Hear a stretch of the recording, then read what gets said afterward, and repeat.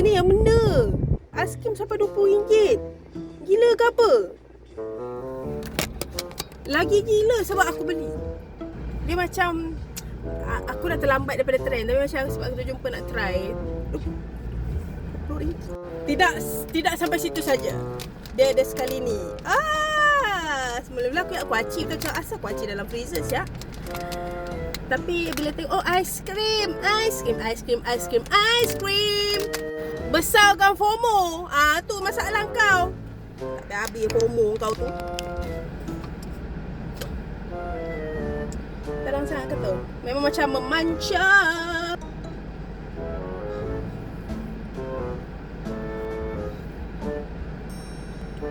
Sebagai pecinta anggur aku suka. Bahayalah dia kalau sedap ni. Aku tak sukalah benda-benda mahal ni kalau ikut cita rasa. Nanti aku nak beli lagi.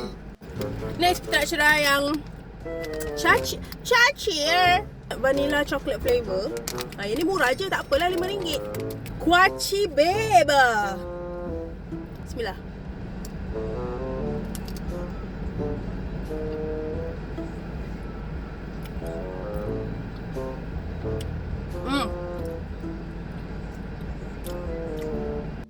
Jujur li yang ini sedap.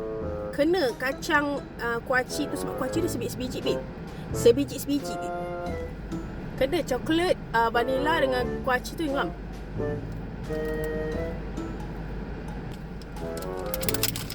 I approve.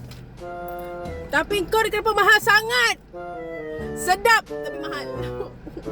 Kenapa yang mahal-mahal tu kena-kena dengan tekak kita? I try to be a low maintenance girl. Kalau aiskrim ni je pun dah RM20. How? Macam mana nak low maintenance? Kau menyesal beli. Bila dah menyesal beli, kau dah rasa lepas ni kau nak beli lagi. Itulah dia. Macam berjasa sangat dia dekat atas muka bumi ni. Semua benda dia nak try. Dah tu je lah. Sedap. Approve. Bye.